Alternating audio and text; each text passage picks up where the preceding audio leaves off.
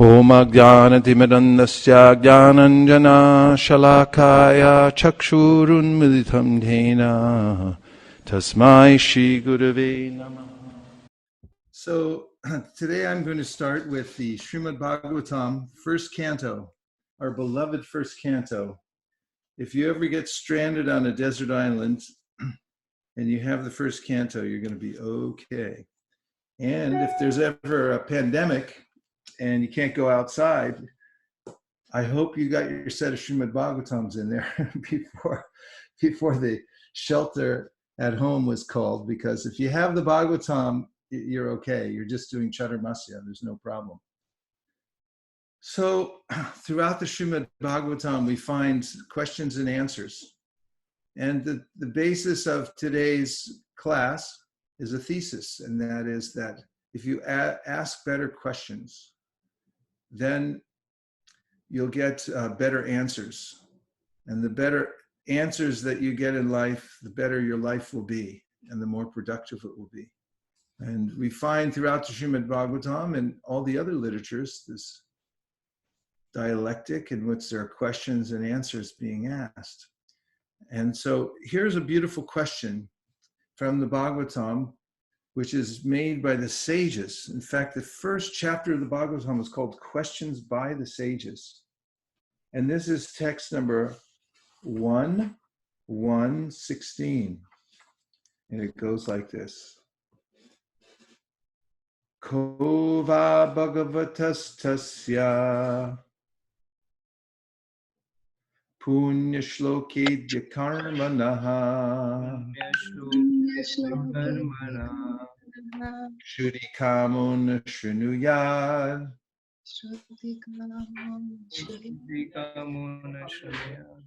yasya kalimalapaham Bhagavata of the Lord. Tasya, his. Punya, virtuous. Shloka idya, worshipable by prayers. Karmana, deeds. Shudikama, desiring deliverance from all sins. Na, not. Shrunuyat, does hear. Yasha, glories. Kali, of the age of coral.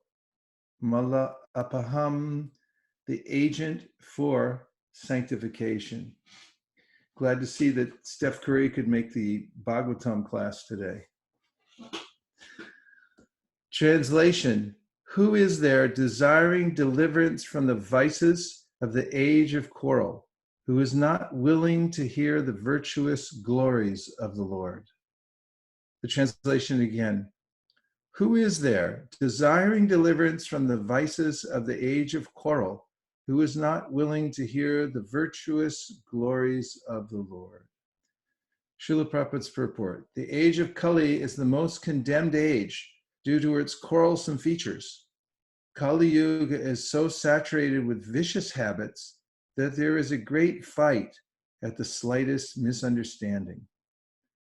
Those who are engaged in the pure devotional service of the Lord, who are without any desire for self-aggrandizement, and who are freed from the effects of fruitive actions and dry philosophical speculations, are capable of getting out of the estrangements of this complicated age.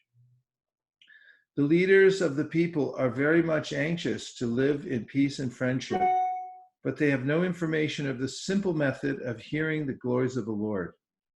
On the contrary, such leaders are opposed to the propagation of the glories of the Lord. In other words, the foolish leaders want to completely deny the existence of the Lord. In the name of secular state, such leaders are enacting various plans every year. But by the insurmountable intricacies of the material nature of the Lord, all these plans for progress are being constantly frustrated.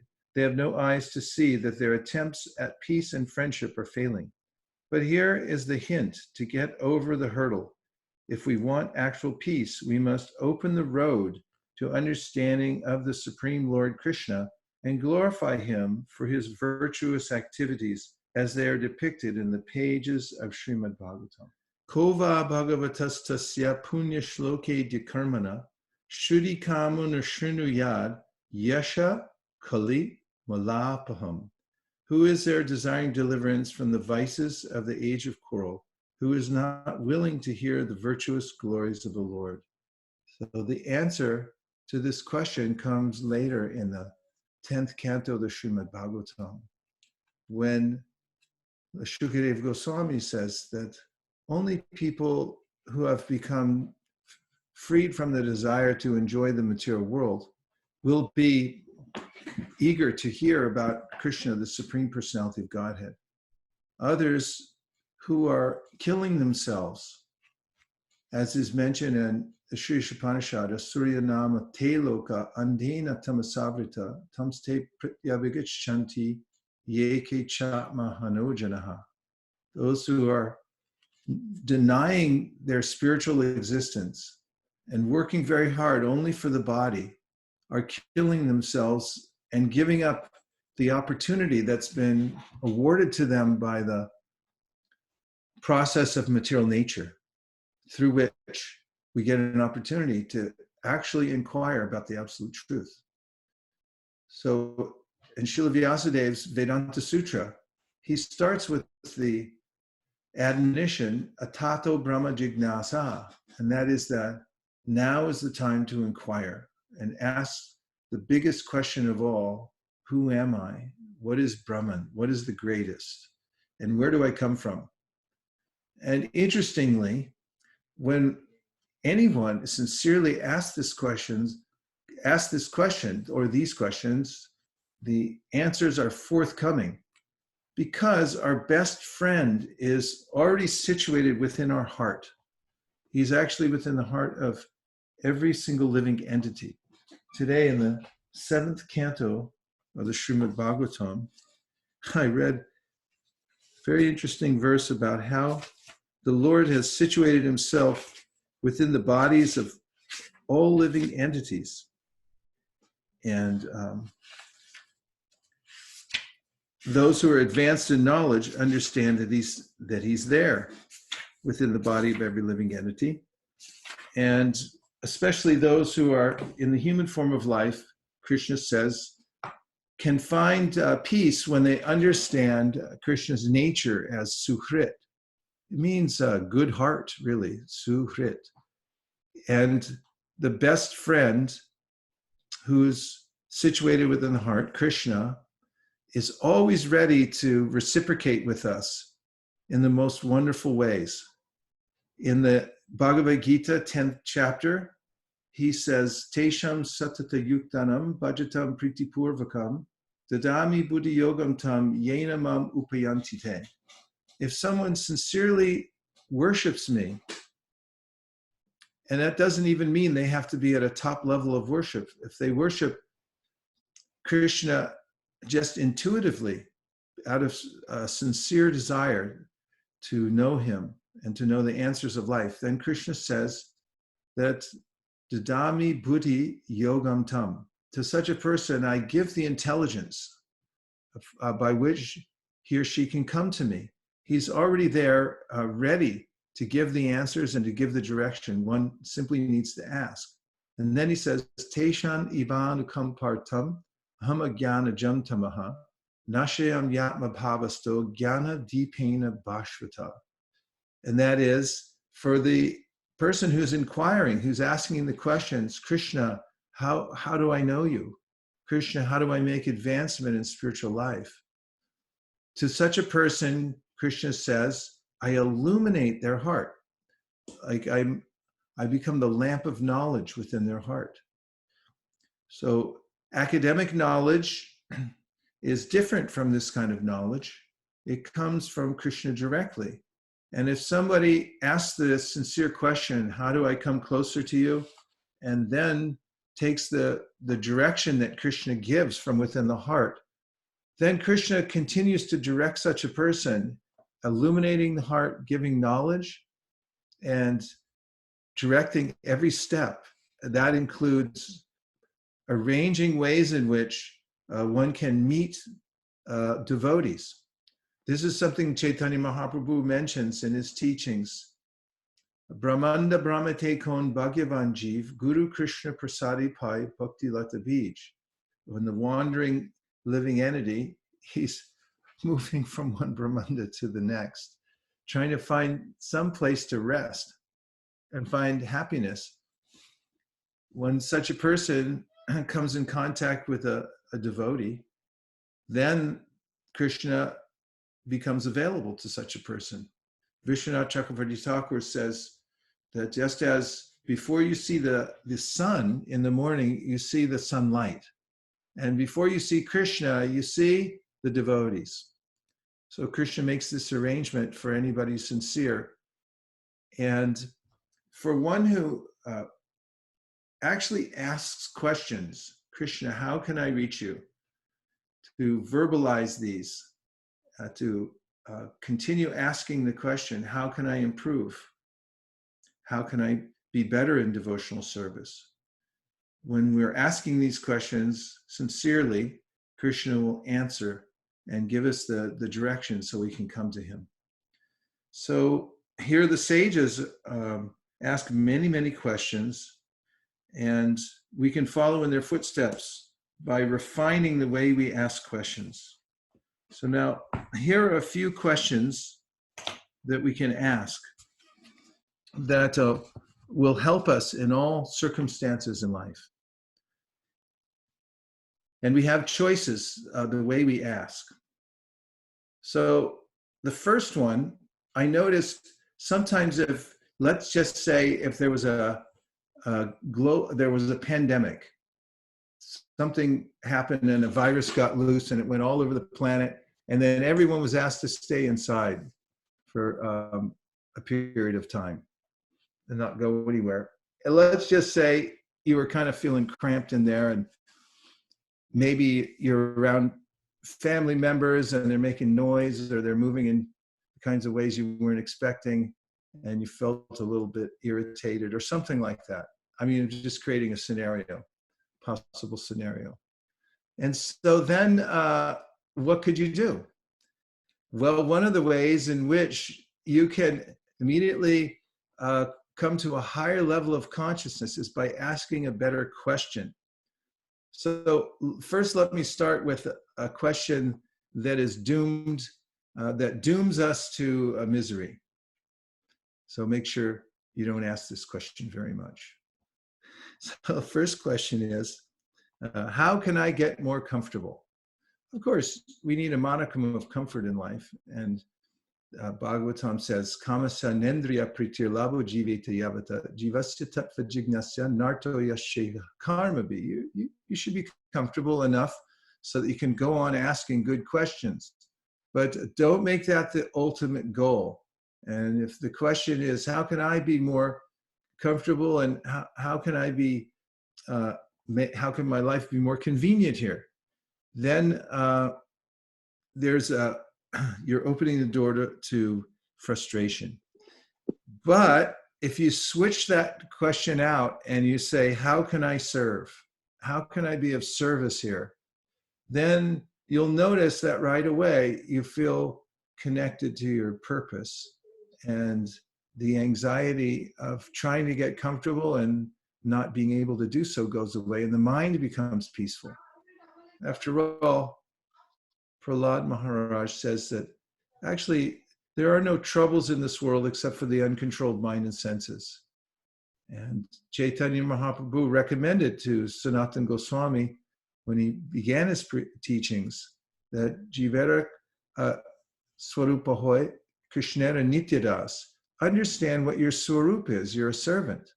And if you align with that and keep asking the question, how can I be of service? How can I be of service? How can I be of service? Then you'll notice that not only do you feel like you've risen above the anxieties of how to get comfortable, but you also then become very popular with everyone around you. people will think, what happened to you? You're so congenial, because you're looking to see how you can serve others. So this is a very important question. And if we continue asking the question in bigger ways, and that is saying, how can I serve the most number of people? What's the best kind of service that I can render? And we become connoisseurs of service to see how can I make my service more and more refined. Then in that endeavor and living for that, one naturally feels happy despite the environment. So that's the first question I'm going to mention tonight, and I have two more after that. But before I go on, I'm going to take some reflections or questions about that, if you want to expand it.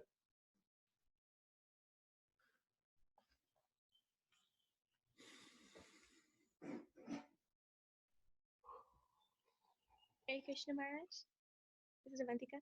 Hare Krishna, Avantika. So for the first question you just asked, like for how can I, like a lot of us often say, like how can we get more comfortable in the material world? Like practically speaking, I guess that's what most of us want to do. So how should we like think, like how should we get in the mindset, how can I serve, instead of wanting more comfort for ourselves?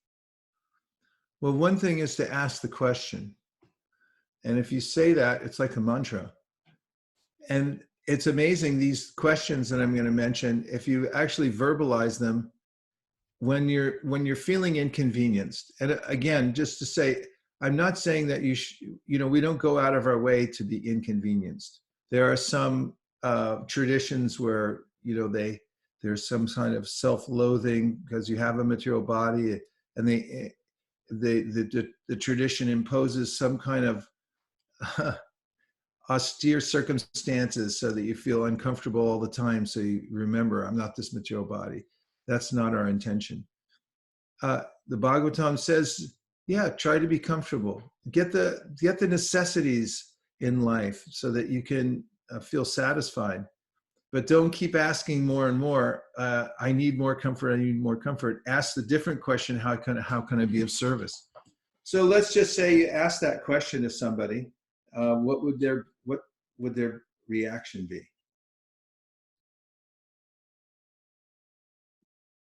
For how can I serve? Why don't you go check it out? Are you in your house? Yeah. Are your parents downstairs? Yeah, my dad's in the other room. Just go ask him, how can I be of service? And then see what he says, and then come back. Okay. Let's see what happens. Should I bring? You can leave your camera there if you. Oh, okay, bring it with you. Let's see. This is an experiment to see what happens when you ask this question.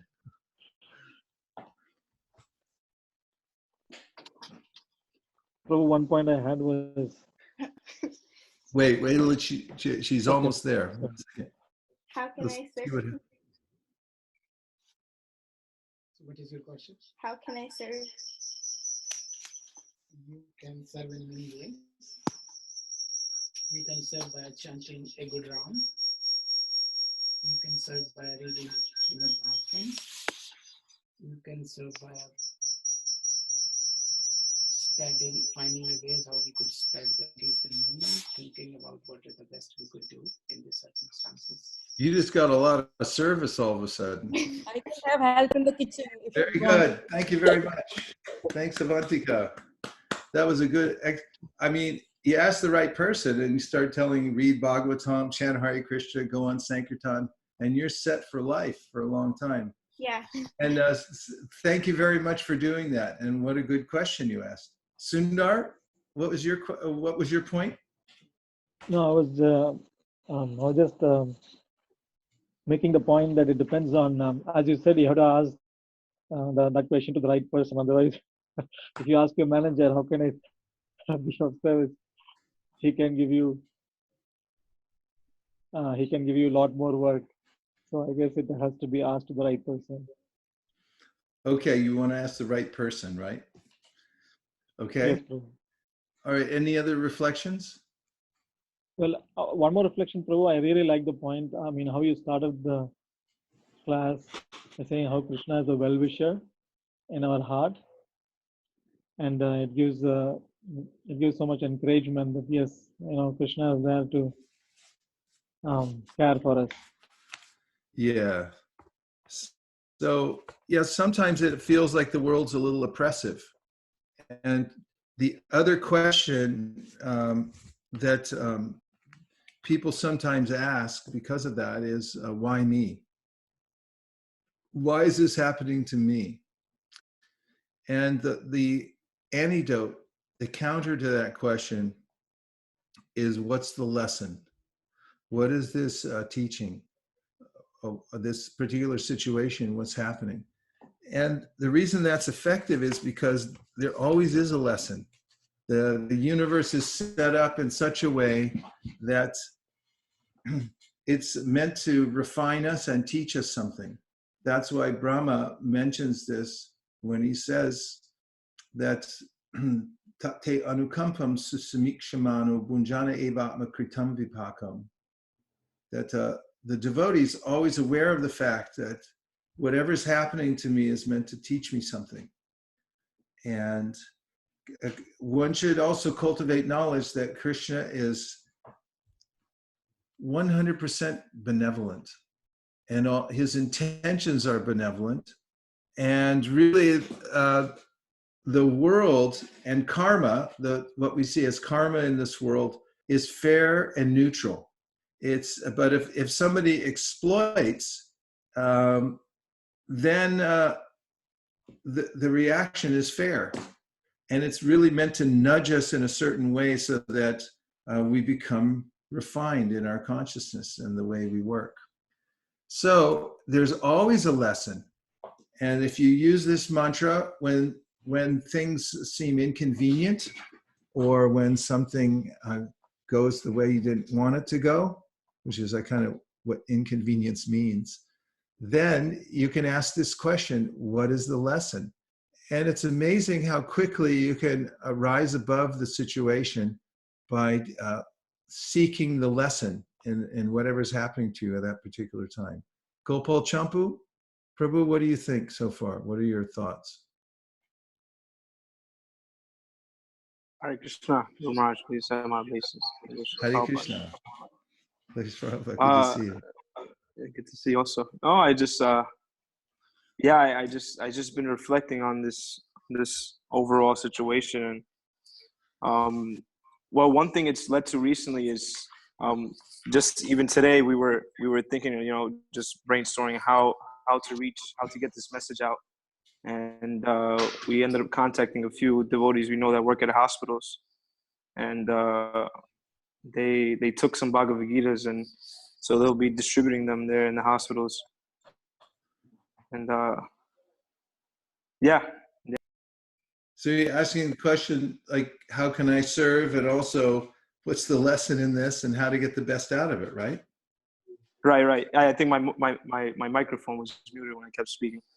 But yeah, we actually just today we were just brainstorming how to kind of just what we can do in this situation. So we reached out to a few devotees who are working in hospitals, and they actually agreed to take Bhagavad Gitas and keep them in the chapels, and said they've noticed there's a lot of people coming in, and like Krishna says in the Bhagavad Gita that the distress are one of the people that turn towards spiritual life. So therefore, now people are in a lot of distress and anxiety, which gives us a good open playing field to that. Good for you. Thank you very much. Great to see you. Hare Krishna. Gurumaj, this is Manjula. Manjula Kanta? Yes, Manjula Kanta, go ahead. Gurumaj, I liked what you said about the material world being fair and neutral, because I always keep asking you, it's not fair, and you always tell me that Krishna is merciful, and mercy is not fair. Mercy is above that. So for once, I'm very grateful I'm under Krishna's mercy rather than this material world's fair and neutral, decision. Everyone prefers mercy, especially at a time like this. Yeah. In the Gita, Krishna says, Udasina, he talks about how I'm situated as though neutral. but elsewhere he talks about how he's the suhrid, he's the best friend of everyone. And then he says the best way to come to peace, even in midst of this turbulence of the material world, which is always there, is gyatva, to know that. To know what? To know the fact that Krishna is our friend. If we have that understanding that Krishna is our friend, that the environment is friendly because the environment's emanating from him. And it's only our reaction as we're moving about the environment that creates the turbulence in our life. And if one has that understanding, then he or she, Krishna says, becomes shantam, or peaceful. So that's of course, there's two other aspects to the peace formula. One of them is the bhoktaram jagatapasam sarvaloka maheshwaram. You know, if you become a shoplifter and you go around stealing stuff all the time, you're never going to be peaceful. So Krishna says, understand that this stuff all belongs to me. And it makes a lot of sense because we come into the world with nothing and we leave it with nothing. And so how is it that I claim certain things, these are my things, when I come in? And basically, Krishna is teaching us that don't steal. Learn how to use everything for service. And if you use it for service, if you serve Krishna. This morning I was talking to Amrita Namprabhu out on his farm in North Carolina. And he was telling me about the cows. And they have such sweet cows there. They're each one of them has a personality. These are obvious things, but you know, he gets attached to them. And even his father became very attached to the cows and feeds them and so forth. And he said that the cows have a very, very high capacity to accept affection. Sometimes human beings, it's hard. If you give them love or affection, you know, they may or may not be able to take it. But in his relationship with his cows there, he said, oh, the cows, they can take so much affection from us. And it's very satisfying because we want to give something. And then he thought, but Krishna can take even more. And this is the point he's making here, that Krishna is he can take all the kinds of things we want to give him and all the affection, even if the intention is really tiny, or you know, he'll still accept that. You know, it's like this is the best kind of circumstance when we know the person to give our love and affection. And even of course there's dravya, there's material things we have. It's like, oh, give it to Krishna. He says, but even better than that is when we give ourselves out of knowledge and our service and so forth. But he said a starting point is yat karoshi arashnashi yat johasi dadasi yat tapasyasi konti yat tat kurishva manarpanam. That whatever you do, whatever you offer, give away, do it as an offering to me. That's how we become happy, actually, because Krishna can accept it. And also, I think in times like these means this kind of surreal situation everyone's in where there's nothing they can do. Maya is just sort of frozen everybody in one place. In these kinds of circumstances, people get a glimpse into the fact that I have very little control over my circumstances, my work, my wealth. You know, you can collect all kinds of wealth and then all of a sudden it's just drained out. And you go like, where'd it go? It's like, I don't know, I never really had it. And it reminds me of a story in the Bhagavatam. It comes in the 7th canto, just after the Prahlad Maharaj meets Lord Nrsingadev, and there's this story about how Lord Shiva is fighting to help the demigods, and there are these 3 aerial cities from which the demons are attacking, and there's a disadvantage. Shiva's at a disadvantage because one of the powerful demons there has created a pond of nectar through which every time Shiva kills one of the demons, they dip him in the pond and he comes back to life stronger than ever. Prabhupada comments there that there's a kind of Ayurvedic medicine like that that's supposed to bring a dead person back to life. But in any case, Shiva felt powerless against that, but Vishnu and Brahma went in the form of a cow and a calf. And they went into that demoniac city in those two forms, and they walked up to the pool of nectar, and they just started drinking it all, taking it all away. And Mayadanava was there, and he was watching. He had created that pool of nectar and the three cities as well, and he was helping the demons, and he couldn't do anything about it. And he was just amazed, and he said, whatever's destined by the Supreme Lord from oneself, for others, or for both oneself and others, cannot be undone anywhere at any time, whether one's a demigod, a human being, or anyone else, can't be undone. And when we have that kind of realization that I'm working against a divine energy that's much higher than, more powerful than I am, and then I give myself to Krishna, like all my things are actually meant for Krishna and for his service, then there's the anxiety is not there. The Gyatva mam shantam richati. So Krishna can take it, and if you give it to Krishna, then you actually get the benefit, just like the branches on a tree get the benefit when you water the root of the tree. Thank you for your points, and for the nice poster you have on the wall there too. How about another comment or a question before I go on to the next section? Maharaj, there are on Facebook. Yes, Shraddha Devi Dasi, please tell us what the devotees are saying on Facebook. Well, on the Facebook, we have two comments. One is from Dan Keli Devi Dasi Mataji. Hare Krishna, Dana Keli, thank you for joining. Yes, go ahead. She says that Krishna is 100% benevolent. He is in our heart. And being in contact with higher thoughts, he is just a breath away. Oh, isn't that nice? Such a simple thing, yet so difficult for folks to accept. Yeah, but oftentimes when we have nowhere else to turn, and then we hear that, it's so enlivening to remember that actually Krishna's there for us always, at every moment. Gajendra, when he was in trouble, I mean, Gajendra thought he had it made. He was the elephant, king of the jungle. People used to get out of his way. People like that when when they're so powerful that everyone else gets out of their way. All the animals, they'd see him coming and they just, move. So people like that, they get so much fame or wealth or power that they're moving along and everyone's making a little aisle for them and they're thinking like, wow, I'm really something.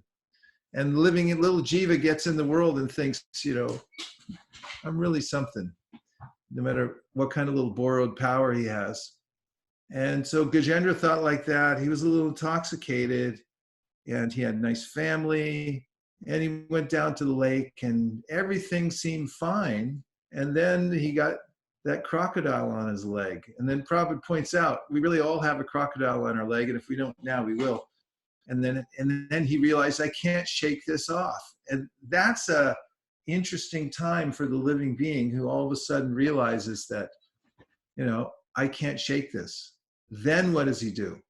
So Gajendra, just by natural instinct, because of his momentum and spiritual life from his last life, started offering prayers to the Lord, even before he understood completely who the Lord was. Yeah, so Gajendra then, he started offering prayers and he felt relief. He immediately felt relief because he that's the nature of the living entity. When we call out to Krishna, then we feel happy. And so then Gajendra says his realization was that Krishna, you've always been there. You're always there. Even before I start to pray, he realized you're there. And so that it's not that, you turn around and become attentive when I start to pray, you're already attentive. So, really, bhakti means just realize that we are right next to Krishna, Krishna's right next to us, and that we should turn our attention to him. This is what it says in the Bhagavatam, Bhayam dvitiya binibesha tasyad ishara pe tasya viparya yosmiti. Tanmayad uta abhajeton bhakyaika yesha gurudeva tatma. And that is that we're in trouble because we've forgotten Krishna. I'm just summarizing the verse.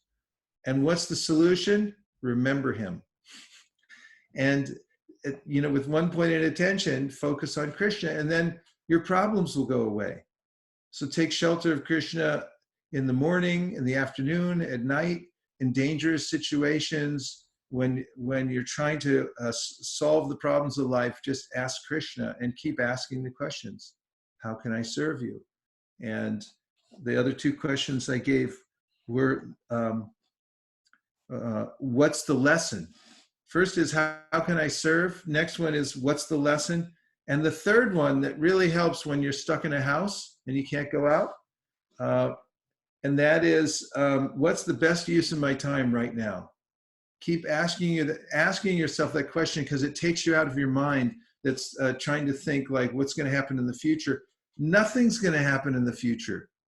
Only thing that's ever going to happen is right now, and now you can do something about it. So keep asking, what's the best use of my time right now? I was thinking about our dear devotee who's in Arizona in prison. And I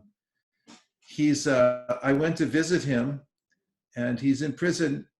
He's got a cell much smaller than the rooms I'm looking at in all your rooms there.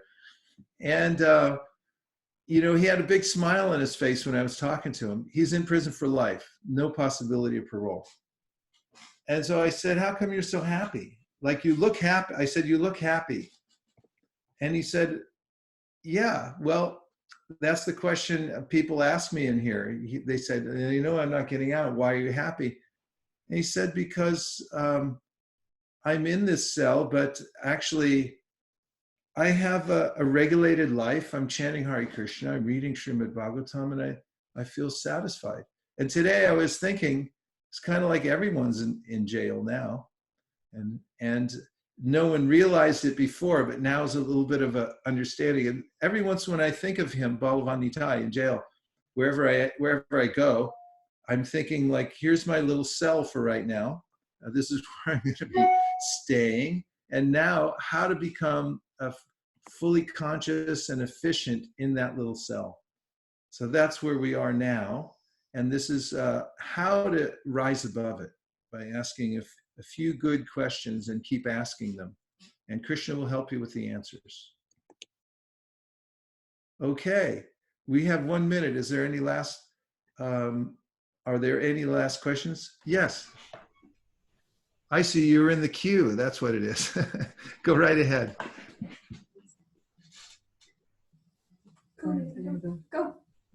Hare Krishna Maharaj. You got 30 seconds. Yeah, go ahead. This is Lekha Shadanali.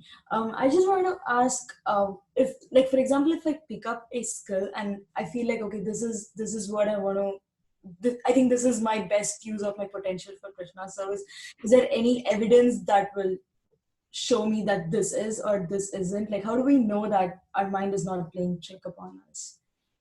About doing the best kind of service for Krishna? Yeah. Like, if I want to like pick up a skill and then I'm thinking, okay, this is my way of serving Krishna. How do I know that it's true, or my mind is just... Well, one thing is check it with Bhagavad Gita and see if it's the kind of thing, Krishna wants you to do.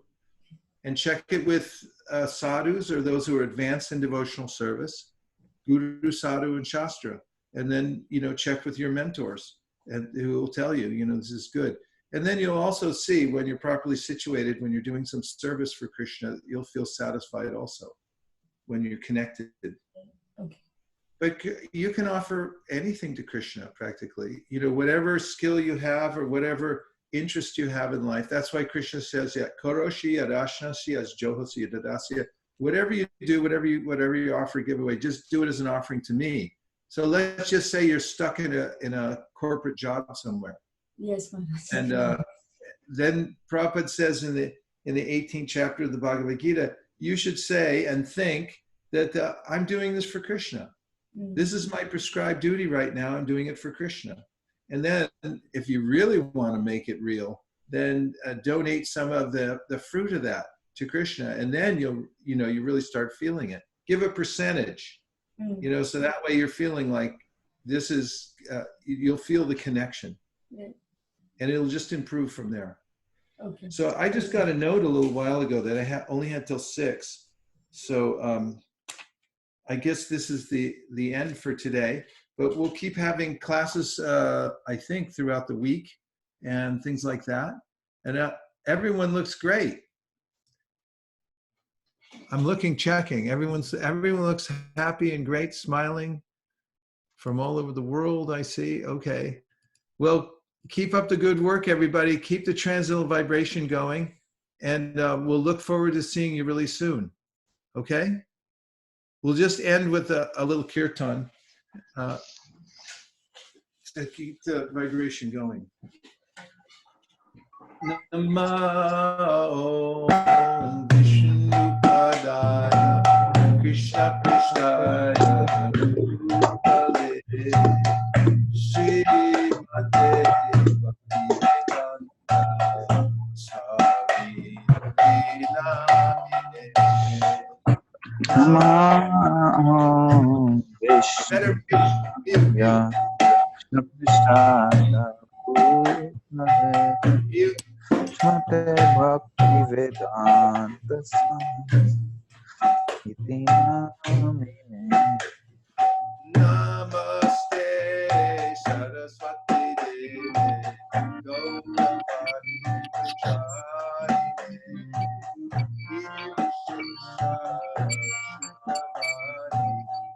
Ashanyari Sadhani. Namaste Saraswati Devi Gauravani Prachayane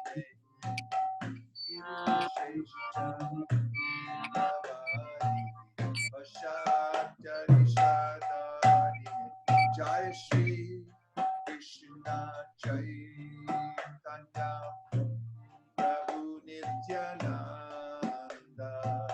Shri Advaita Gadadhar Shivasari Gaura. Everybody, Jai Shri Krishna Chaitanya Prabhu Nityananda Ananta Gauranga Haribo Shivasari Gaura. Jai Shri Krishna Chaitanya Prabhu Nityananda Shri Advaita Gadadhar Shivasari Gaura. Everybody, Jai Shri Krishna Chaitanya Prabhu Nityananda Shri Advaita Gadadhar Shivasari Jai Shri Krishna Chaitanya Prabhu Nityananda Shri Advaita Radha Shivasari Jai Shri Krishna Chaitanya Prabhu Nityananda Shri Advaita Radha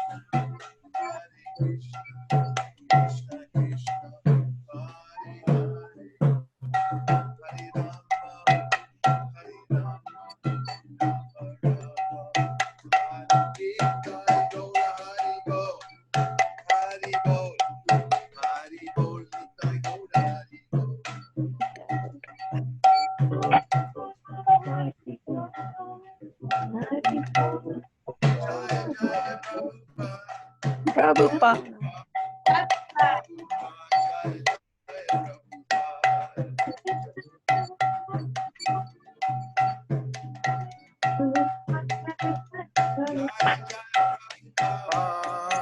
Prabhupada, Prabhupada, Prabhupada.